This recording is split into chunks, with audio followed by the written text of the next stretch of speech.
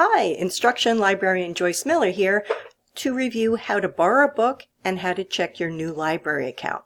Okay, first, go to library's webpage, put in a subject, click search. This is to find a book first, to borrow. Then you can use various limiters if you'd like, but if you find a book that looks good, here's Julia Child's book right here. It looks yummy. So right here, circulating, here's your call number. This is a book on the shelves upstairs. Go upstairs, find the TX call number area. Remember, if you need help, ask the reference librarian at the desk upstairs. Grab the book off the shelves, go to the circulation desk down near the entrance, show a photo ID, and now you get a book for 4 months.